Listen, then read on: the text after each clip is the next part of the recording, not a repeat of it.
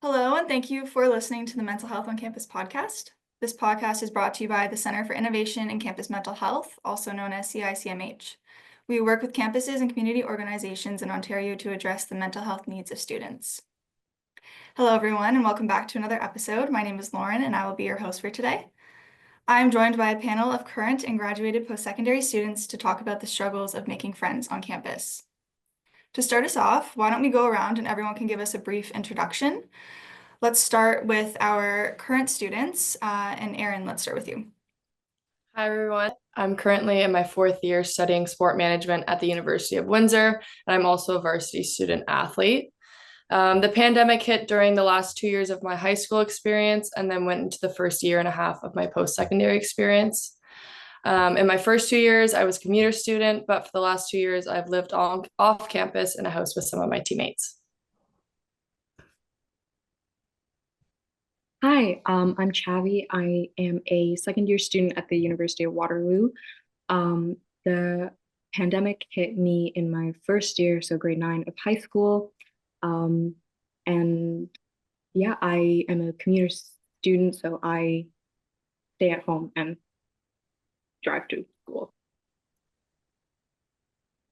Hi, everyone. I'm Mackenzie. I am a fourth year student at the Wilfrid Laurier University in criminology and philosophy. And I was in my senior year of high school when COVID hit. And I just took like a gap year after that just to, I guess, adjust. And I am a commuter student. My name is Megan, and I graduated with my Master's of Criminology in 2019 at Wilfrid Laurier University, the Brantford campus. And yeah, and COVID impacted my work life. Hi everyone, my name is Karen. I went to University of Guelph for my undergraduate degree and then to McMaster University for my graduate degree. I finished my undergrad before COVID hit, but unfortunately the pandemic hit during my graduate studies. I lived at home when I was in undergrad, and so I would just take a short trip to the university, but during graduate school I lived off campus. Awesome. And then finally, my name is Lauren. I attended the University of Guelph-Humber, and COVID hit towards the end of the second semester of my first year in post-secondary, and I lived in residence during my first year and then lived off campus for the rest of my experience. So the first thing I would like us to talk about is our first kind of ideas of what post-secondary was going to be like when we started. As a lot of us know, pop culture tends to romanticize the idea of university and what post-secondary will be like. So making lifelong friends right when you get there, constantly being socialized and a part of group activities, and instantly feeling welcome and joined with open arms. So for me personally, my post-secondary experience, obviously, it was a bit of a culture shock coming into a new place, and there can be that type of loneliness there. So starting with graduated students, did you have this type of feeling when you started post-secondary?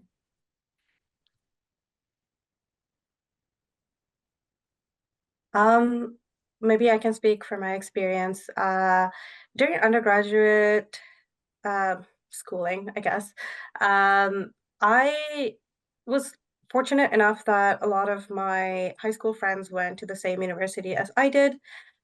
So I was lucky to have them there. But if I do think back, like during orientation week or first week of classes, I did talk to a lot of people. I did meet them, but we never ended up keeping touch. And I think I didn't realize how much effort you have to put in to sort of maintain those connections. And I took that for granted when I was um, friends with my high school friends. But then I realized it a lot more when I started graduate school and I had to start from scratch. Yeah, I would say for me, I was a commuter student as well. So I basically, yeah, just went to class, attended class, and came home. So my life on campus was very short and brief, just to attend classes. So for me, it was more of like also a culture shock because yeah, like in a high school setting, like it's very small.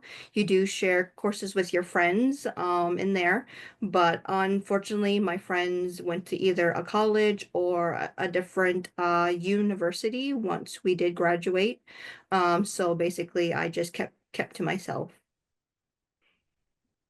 And for the current students, did you kind of feel the same way, having this idea of what post-secondary was going to be like and having a big shift when you got there? Or did COVID kind of change that perspective of what you assumed when you entered on campus? I think since I got to university quite after COVID happened, I'm not sure if there really was that big of a difference, but like Taryn said, I met some people during orientation in the first few weeks of classes that there was maybe one or two that I'm still in touch with now, but it is pretty hard to stay in contact with everyone. But yes, and like she said, I had a lot of my high school friends come to the University of Waterloo, and they are still currently the people that I spend time with the most. So I never felt like the urgency or the need to go out and find more friends like others might have had to because they are at a school that they don't know anyone in.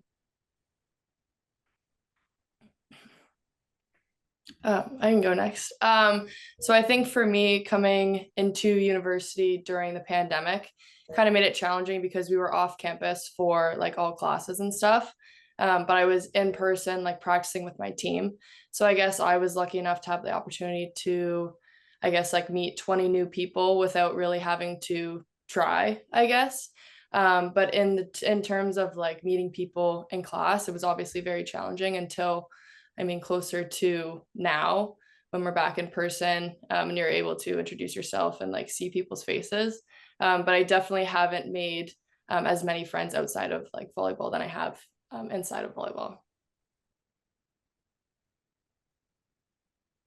Yeah, I would have to agree also with kind of transitioning around a similar time frame. A lot of my classes, if not all of them, were online when COVID hit in my first year, and that was basically the entirety of the year for both semesters.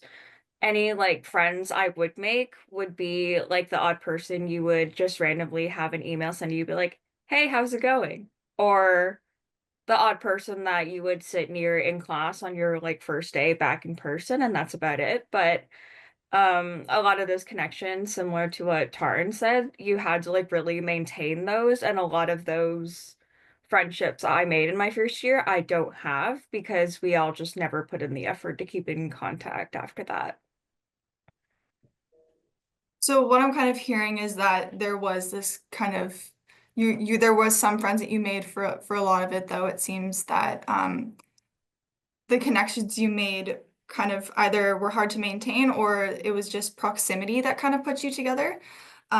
So in terms of proximity, for anyone who has lived in student housing or residence, this doesn't just have to relate to first year, but did you find that making friends was kind of easier in that environment, kind of being put together with people and being in that vulnerable space and having kind of the ability to share in such small quarters?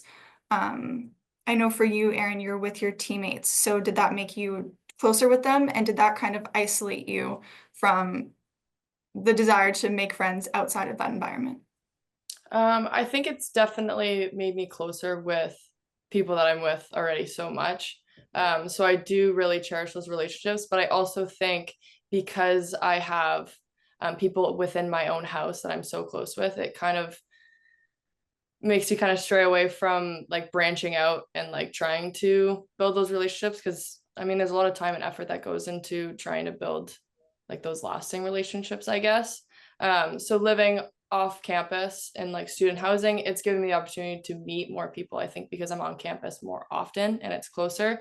But I definitely don't think any of those connections have like turned into like lasting friendships. And Raj, for you, you said that during your graduate degree that you were living off campus. Did you find the same kind of thing? Were you close to the people that you had lived with, or was it a different experience for you? I think in that moment I was close, and I had the company if I needed. However, again, it didn't really last beyond that. And the more I listen to everybody speaking, I think we kind of fall into not a trap per se, but we rely on proximity and common interest during school. And then when that is gone, we don't know how to sort of keep maintaining that connection. And I think that's something that I can speak for myself, where I had connections during school, but then after that it's gone, or after I have a different class schedule, or after we had to move back home because of COVID, it just sort of simmered down. Yeah, I totally agree. My experience for my first year, I was living in residence, and the reason why I met people was because of the close proximity and having an orientation on the first day where everyone kind of had to be together in the same room and meet people. But COVID hit towards the end of my first year, so a lot of those relationships that I made, none of them were really maintained throughout the rest of my experience. So I definitely agree that proximity does kind of cause this fostering of relationships, but it can also lead to not really looking to maybe foster those relationships into something that's more in depth. So for commuter students, now that you've heard kind of close proximity in living situations, did you find being on campus, and people who did live on residence, did you find that there was a disconnect and maybe um, a distance in connection because of that, or did you not have any trouble making friends and didn't really notice a difference at all? For me, being like a commuter student and I guess within my undergrad years, um, I think group work was definitely a key for me to establish connections and rapport with my classmates. But then also, I also agree with being seated close to people and yeah, just doing small talk before class, how your classes are going, what program you're in if you're in a different program. And yeah, and I think definitely for me, yeah, group work was definitely the thing where I was able to make friendships because yeah, we worked on either yeah, a group assignment for at least maybe half of our course semester. And we just got together, met on campus and built that relationship. And yeah, we learned about each other and our program. And with in my case, one of the people that I was in the group work with. We were in the same program, so we had that bond that we had. And then later on, we had other classes together, so we kind of maintained that friendship moving forward. Um, and then also with my master's, we were a really small cohort, and we had classes all pretty much all the same and all together. So because it was so small, we basically formed that bond kind of right off the bat. And so yeah, that's kind of like what I experienced, but like I don't want to like say like that's going to be for everyone, but that was just my own. Yeah, I agree with a lot of what Megan said. I think going to class and, sitting in the same area, like consistently, you end up, connecting with the people around you a lot more. And then, you share social media contact, things like that. And then you get together to, study whatever it is, like the course that you're taking. And so that really helped make a few friends, not too many, but it did help. And orientation week was another one that was pretty nice because you'd get put into groups and things like that to meet different people. My university had off-campus orientation week, so you specifically met people who weren't living on residence, which I think was nice because I think I was kind of expecting that those kinds of activities would be for people living on campus. So it was nice of them to include us in that. But yeah, I heard you mention social media and exchanging social media information. So my question for you, and this is a big discussion that we have on our team here at CICMH, of whether or not social media and cell phone use can be problematic when it comes to socializing with students. So for current students, do you notice in classrooms, especially now that you're kind of making your way throughout the years, that does your phone kind of become a shield or like a wall in between you and meeting some other people in your classes? Do you notice that a lot of people are using their phones, or are people open in classrooms to conversation? Maybe I can start with Mackenzie. Yeah, I would say that's definitely something I've noticed over the past few years. Like, I know well, with my personal case as a commuter student, it's interesting because I didn't go into post-secondary like a lot of my friends did in high school, so that was another thing. But I also find that I was lucky enough at the coffee shop that I work at, there were quite a few people in the same program, and a couple of us would have like classes together, and it just happened to be really lucky that it worked out that way. So we managed to form really close friendships, and I'm still close with one of them right now, even though she's graduated. And yeah, that sort of thing. But no, like just that separation now, like I don't really have her as like a comfort person my classes. So yeah, I find that a lot of people, if you don't have like those established connections right away, you're kind of like in a free-for-all zone. Like it's not that simple. Everybody's not eager to like go up and like talk to one another like it is in the movies. You know what I mean? Sure. Aaron, do you find the same in your classes, especially as someone on a team who maybe has established friends? Do you kind of stick to um, your established friends, or do you notice that you're reaching out to other people? I find in classes where like I don't know somebody already, I guess I struggle with when I first get to class, like I'm not usually like chatting with everybody. Like I think I do use my phone as like a way to pass time. And I think that is probably something that has kind of taken me away from meeting new people, even if it's just in my class. But I have in other classes, and I have made like those like in class connections, but I definitely don't do it in all classes where I don't already know somebody. Yeah, I feel like cell phones kind of become this crutch of kind of escaping reality and not having to be as vulnerable in a situation or a setting.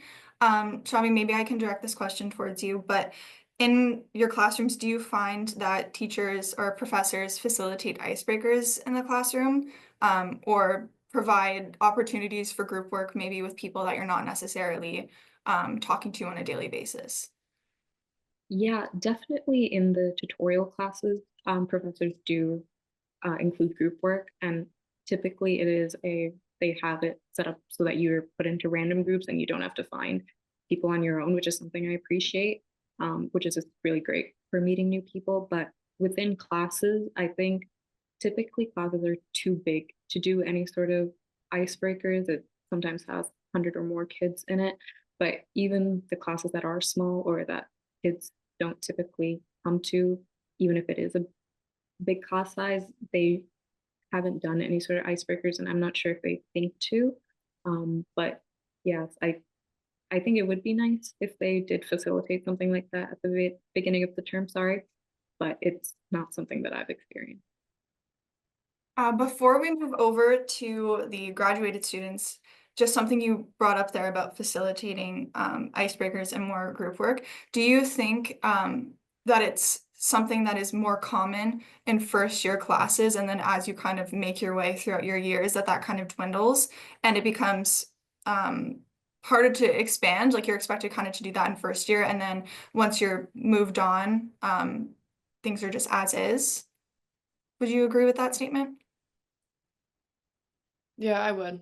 I think definitely it's a priority in first year to like kind of get people out and to meet people. But I think as your post second year experience goes on, like for my experience, a lot of my classes got smaller as the years went on. So you're seeing a lot of the same people. So I think part of it is like it's not expected, but it's maybe interpreted that you have like met people. But in my program, because we're like smaller, like class numbers, I think we do like a lot more group work. So a lot of the people are like familiar people I've worked with. For Megan and Taryn, since you both graduated before COVID, and we can even maybe argue that COVID kind of had this burst of social media becoming an even more relevant thing. Do you see any stark contrast between your experiences in a classroom and making friends versus the current students when it comes to cell phone use? Was that something that you also used as a crutch, or was it something maybe not as significant in the classroom? I think for me, I think just building off of what Aaron said, like I do agree in my undergrad years, like as I went higher, upon my completion of my degree, my class sizes did get smaller. And so like that was a big thing right there. But then also because of my program, you kind of see the same people within the certain courses that you're taking. So you kind of see them and are familiar with them. But I would say, with the cell phone use, for me personally, reflecting on back then, I don't really see that as a major like thing back then. People were a little bit more engaging, more social, more willing to, yeah, make those connections in classes because of the way that some of the classes were set up. Yeah, so for me personally, I think cell phone use was not used a whole lot compared to today. Lauren, would you say the same for you? I think cell phone use was sort of like complemented on top of like the other types of socialization. Like Megan said, I would often see the same people because of the program, or I would, always go to the library. So I saw certain people who always showed up there and we'd be friends that way. So there were, I guess, different ways to sort of keep seeing the same people and befriend them. Same thing with, if we did extracurriculars, I would get to meet so many new people that way. And then the purpose of the phone was just to sort of add on to that, right? Like, it was not really a main way of, you know, keeping in touch, nor was it a way for me to like shield myself from trying to reach out to people. But I do think that it has greatly helped with maintaining connections after graduation and after COVID. For sure. I would agree with what you just said about like phones still being kind of not dependent, but still frequently used. Even in my experience in my first year, of course, cell phones and social media were still a big thing, but I didn't. I feel in my personal experience, it wasn't used as much of a crutch as it is now. At least in my first year, I was sitting in a classroom, I'd wait for the teacher to come in the class. My phone, I wasn't really on my phone doing things, trying to hide. It was more something to use as you went through the class, but I wasn't constantly thinking about it. Whereas after COVID and coming back on campus, and still there's obviously that everyone's keeping their distance. You haven't spoken to people in so long. Now there's like a vulnerability there, and I was using my phone as a crutch so that people didn't think I looked alone or I looked busy, or just keep myself occupied in a space where no one's really coming up to you. It felt like that shield was already there. So I definitely agree with that statement, but also social media also helped me keep in contact with some of my friends throughout COVID that I had met first year. So there are pros and cons to using it and to keep connections, but it can also be a barrier, I would say. Moving on to another question that I had, and a couple of you had mentioned it, how your class sizes kind of got smaller as you went throughout your years and your programs kind of specialized. But my question is, going to a bigger or a smaller school, do you think it impacts making friends on campus? Myself personally, I went to a smaller school, so it was you kind of knew everyone that was in residence, and then going to your classroom and your classes, you kind of had a class with everyone at some point. So it was a lot smaller of a group, and I think maybe interests could kind of align a bit more. So I wonder, in a bigger classroom, was that overwhelming for you being at a school? And do you think this hindered making friends or not? Maybe I can direct this towards Tarn first. Yeah, I'm trying to think. So I think the school I went to for undergrad, I would say it would be mid-sized. I don't know if I would call it large, but it definitely wasn't small. Um, I did find that a lot of my classes were shared with people who were within health sciences, and so eventually you saw those people more often as the years progressed. But if I think back to like first year classes like chemistry or physics, they're huge. There's multiple classes. Um, I think I might have made like one friend because I accidentally sat next to her. But other than that, I don't think I really thought about venturing out there and getting to know people. Um, Definitely utilized like, befriending a friend of a friend method as opposed to like putting myself out there and saying, okay, time to be friends. Does anyone else agree or disagree with that? Having a smaller amount of people, the familiarity that comes with that, versus having a large classroom where it may be even overwhelming to try and pick out someone that you could potentially be friends with. Yeah, I agree with a lot of what she said. Those first year classes are really big, and like even the space, like the lecture halls are massive that you don't really think about going around and trying to find, someone to be friends with. Um, and I think Waterloo would be considered a big school. Um, and so I haven't, I don't know what a small school would be like, but I'm thinking that since it is a big school, you have more opportunity to meet more people, and there's more activities for you to get involved with. And so if you find like a club that you're interested in, then that would help you make friends within that club because you have so many options of ways to get involved. And I feel like that would really help make connections that you're proud of and that like you want to make, where compared to a small school, maybe that you don't have as many options in ways to get involved. And so you, I don't know, might have to pick and choose how you want to make friends. And it might not be a way that you want to, but it's might be the only option you have. But I'm not sure. But yeah, that's what I was thinking. Yeah, I seem to be hearing that kind of having another form of making friends outside of just the classroom or your living situation could be beneficial, which kind of ties into our part two of our of this episode, where we'll be talking about third spaces and how there sometimes can be a lack of third spaces now because of COVID-19 and just how students are making friends outside of the classroom. So in the next episode, we're going to explore whether making friends on campus has changed since COVID-19 and dive into tools and strategies to connect with today's world. Thank you once again to our panel for joining us today and sharing your personal experiences with us. The conversation has given a lot of us some things to think about. For further information about the resources and topics that we covered today, you can visit our website at campusmentalhealth.ca. We hope to see you all next month for another episode of Mental Health on Campus. Until then, take care.